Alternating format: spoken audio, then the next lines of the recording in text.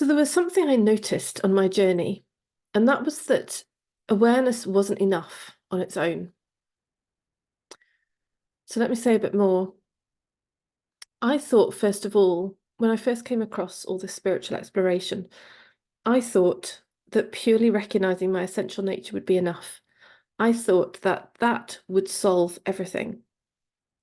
And maybe for some people it does. Maybe for some people that is all you need. But it wasn't for me. Now, maybe that was impatience, because perhaps if I'd actually spent more time in that recognition and just in that recognition, perhaps more would have been seen. But that wasn't my experience.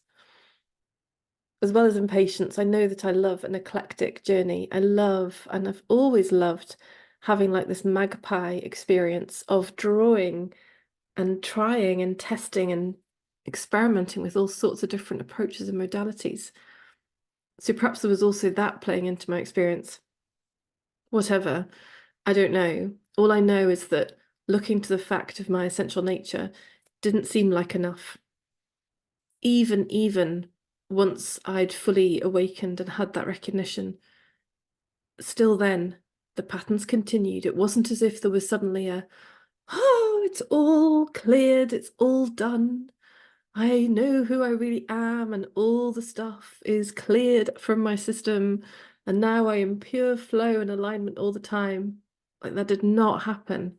That did not happen. The conditioning, some of the conditioning, at least the more um, persistent stuff, the stuff that had been laid down the earliest, it was still there. It was still there.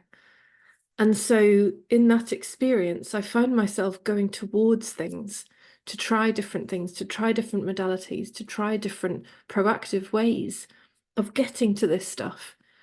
Because as I say, it didn't look like enough to just recognize myself as awareness. And this was huge for me.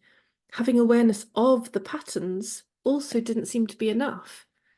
It was like I could have written a whole book on the interrelationships between my patterns and this like domino effect of, oh, well, when I am in this experience and I think I'm not good enough, and then I start to experience self-doubt, and then I start to question what I'm doing, and I draw back, or I don't share so much, or I just have that vibe of I'm not sure of myself. And then people aren't as interested in what I'm saying, which then, of course, feeds the doubt system again. It was like there were all sorts of experiences like that where I could see the very clear domino effect of all these mechanisms, these thought mechanisms in the system, and yet it wasn't changing. So it really seemed like this awareness of, at least awareness of the psychological pattern was not enough. And again, that was an invitation to go deeper. It was the sign for me of like, right, well, come on, then there must be something else. That question has been, in fact, a pivotal question through all of my journey. It was the question that led me from normal psychological coaching into a spiritual exploration in the first place. The psychological on its own hadn't worked. Trying to fix my psychology, which is really what it was, hadn't worked. And that question, there must be something else, is what spurred me into spiritual. And then once in the spiritual and the belief that recognition of my essential nature is going to solve it all, and it didn't, then that question again, well, there must be something else. And how brilliant that that came up, because then it's led to me doing all sorts of different stuff.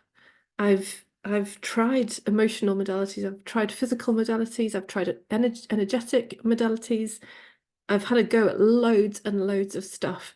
So in fact, given I'm here talking about the summit, this summit is like a tiny snippet of what I've tried. And then to think of all the other stuff that I've not even tried, and which, yeah, I can see this summit running year upon year upon year with different people coming in, because there is so much out there. In the Enlightenment world, there is a smorgasbord, a massive smorgasbord of opportunities and possibilities of things you can explore. But the point for me really was this shift from believing that just having awareness of the pattern was going to be enough. And that if I just have awareness of it enough times, then it's going to be resolved. That wasn't my experience. And so that question, there must be something else, and perfect. A whole bunch of different modalities that supported the emotional and the physical and the energetic system. And yes, continuing to look to our essential spiritual nature. All of these have been included on my journey. All of them have supported me in different ways, because sometimes it did need to be a psychological exploration. Sometimes it did need to be emotional, sometimes physical, sometimes energy work, sometimes spiritual work. It's all been part of the journey. And so when we come together on the 17th of January in the Enlightenment Summit, it's very much giving you a taster of some of these kinds of expertises that are available that can support you to go deeper and to move into transformation, to move into resolution of these repeating patterns, rather than simply being the awareness of them. Sometimes the awareness of them is enough and they go. Amazing. How delightful is that? But sometimes they need a bit more attention, a bit more love, a bit more purposeful, focused, intentional attention, a bit more encouragement, a bit more understanding in order that they can be included. So this isn't let's try and get rid of stuff. This is all with the purpose of understanding and inclusion, because it's that which leads to the experience of flow. No amount of resisting or rejecting or trying to push away or get rid of is ever going to be the solution here.